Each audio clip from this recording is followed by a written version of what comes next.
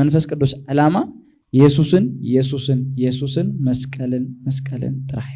ኢየሱስ ክርስቶስ ዝመስል ገይሩ ክስእለው ዝኽእል ብልሓተኛ ሃናጺ መንፈስ ቅዱስ ግለጸኒ ናበይ ክገልጸ ቅዱስ ግለጸኒ ደይኮና ንብሎ መንፈስ ቅዱስ ተገለጽ ኢና እታ አርጊት ሰብ ሳሚ ምስተ ሓድሽ ፍጥረት ሳሚ ብሓንሳብ ክኸባ ኣይከሎን ቅዱስ ንሓደ ነብ ክገልጾ ኣይመጸን ንሃዋርያ ክገልጾ ኣይመጸን ልዕሊ ኩሉ ስም ልዕል ዝበለ ስም ሃቦ ይብል ኣብዚ ሚድያ መጺናሉ ዘለና መልእኽትና ወይ ካብ ፕሮግራምና ነቲ ሓቂ ምዝራብ እዩ ካብ ሓቂ ወጻኢ ንሰብ ሓራ ከውጾ ዝኽእል የለን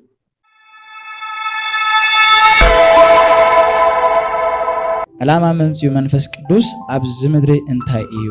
ትብል ብዛዕባ እዚኣ ቁሩብ ዲስከስ ንገብር ይደሊ ወንጌል ዮሐንስ 16:13 እቲ መንፈስ ሓቂ ምስ መጸ ግና ይብል ኣብ 6 እንታይ ትብል እቲ መንፈስ ሓቂ ምስ መጸ ግና ንሱ ሰምዖ ዘበለ ይዛረብ እምበር ካብ ርእሱ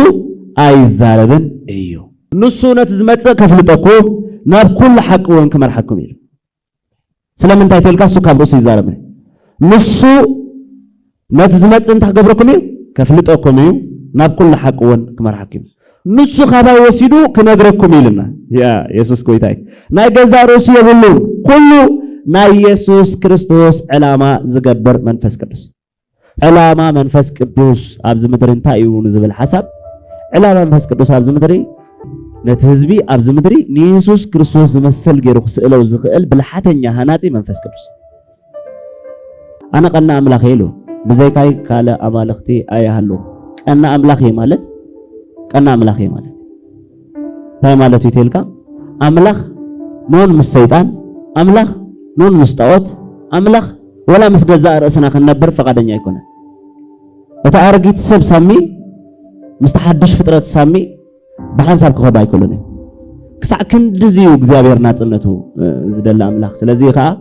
ሞይቱ ዳግም ሂበና ቀቲልና ይኩን ምንታይ ተገርና መጀመርያ ዘይነድልዮ ስለ ዝኾነ ቆይ እታ ቀዳማይ ኣዳም ሳምሲ ኣየድልዮን እዩ ክርስቶስ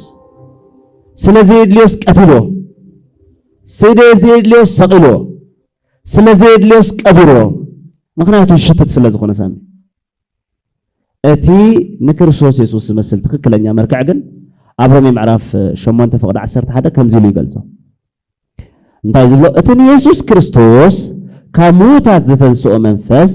ኣባኻትኩም ሓዲሩ እንተኣልዩ ግና ነቲ ሞት ስጋኹም ብዘይሓልፍ ወይ ከዓ ብዘይልወጥ ክቕይሮ እዩ ይብል ኣሜን ንዓና ኣብ ውሽጥና ዘሎ መንፈስ እቲ ኢየሱስ ካብ ሙታት ዝተንስኦ መንፈስ ኣሜን እቲ ኢየሱስ ካብ ሙታት ዝተንስኦ መንፈስ ማለት ከዓ ፓወርፉል መንፈስ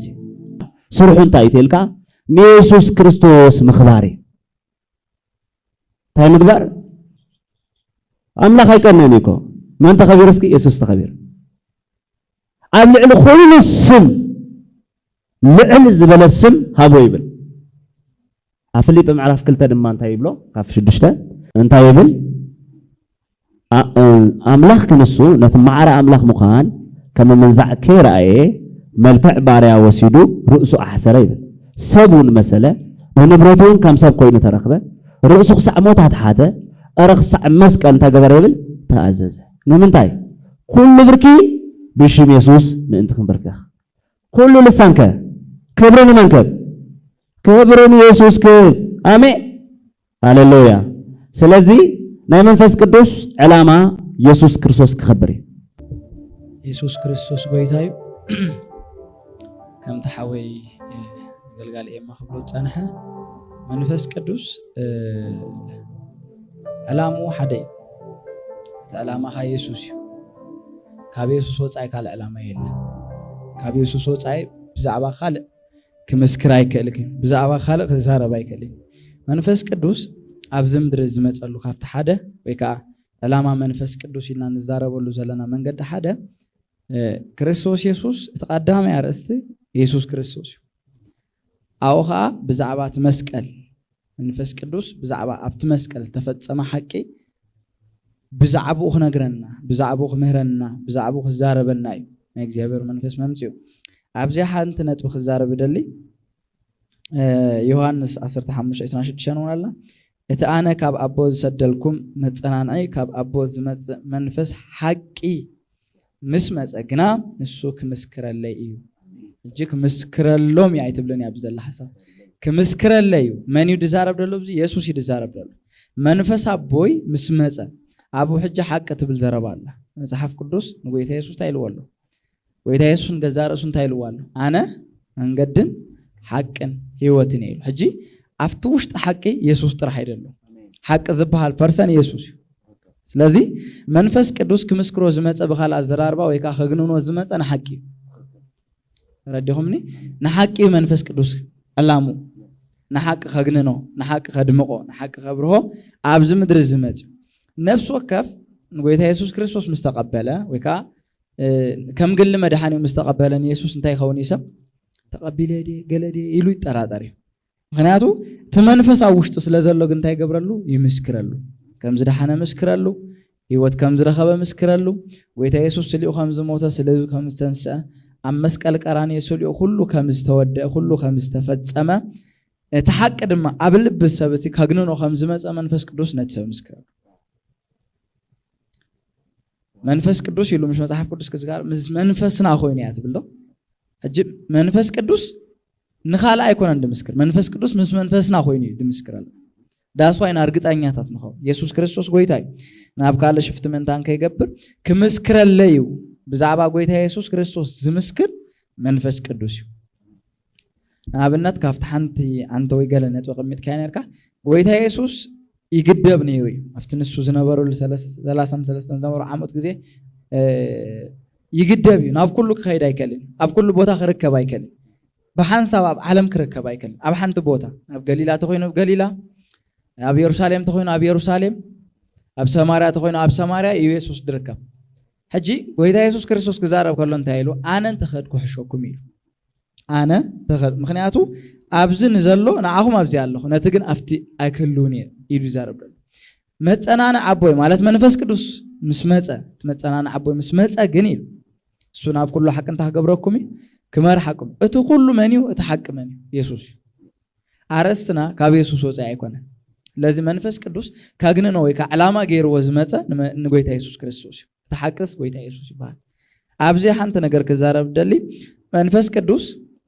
ኣብ ልብና ንኢየሱስ ከድምቆ ንኢየሱስ ካግንኖ ንኢየሱስ ከብርሆ እንድሕርዳ መጽዩ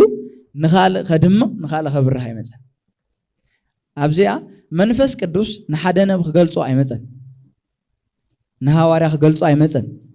ንሓደ ፓስተር ዘማሪ ወይ ከአገልጋል ክገልጽ አይመጸን መንፈስ ቅዱስ ክገልጾ ዝመጾ ሓደ ዓላሙ ኢየሱስ በይኑ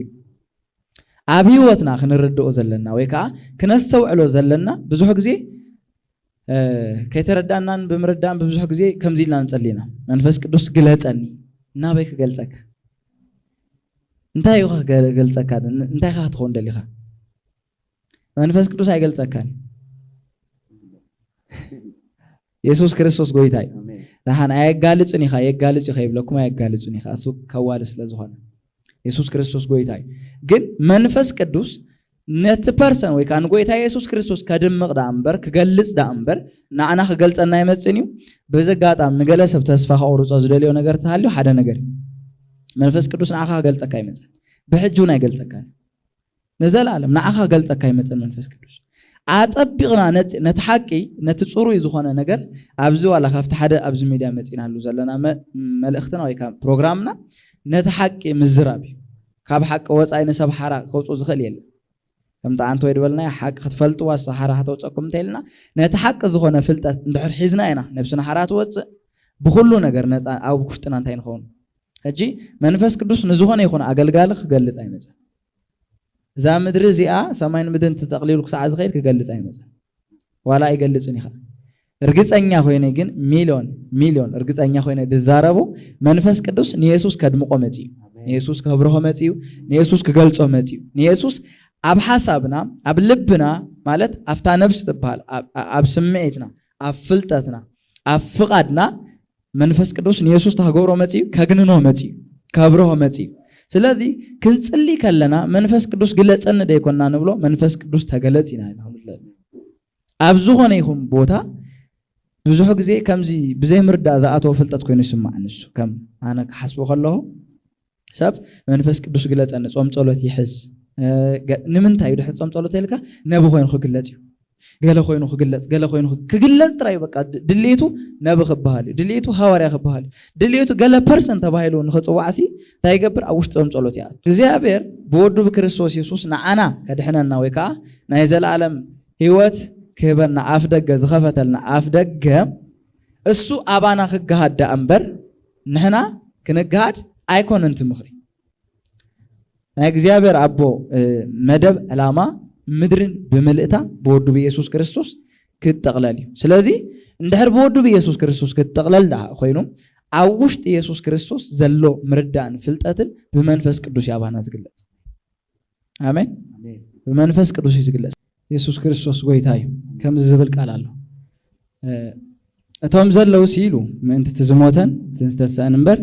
ምእንቲ ርእሶም ከይነብሩ ክርስቶስ ኣብ ክንዲ ኩላቶም ሞተ እንታይ ማለት እዩ ኣብ መስቀል ቀራንዮ በዛ ጉዳይ እዚያ ነጥብ ተዛሪበ ናፍቲ ሓሳበይ ክምለስ ኣብ መስቀል ቀራንዮ ክልተ ነገር እዩ ሞይቱ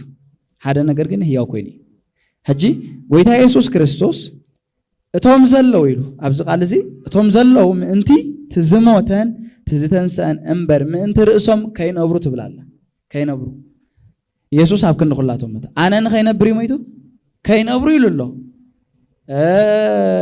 ምእንቲ ኩሎም ከዓ ሞተኻ ኢሉ ኣሎ እሱ ሞይቱ ኣሎ ኣነ ከዓ ንኸይነብር ሞይቱ ኣሎ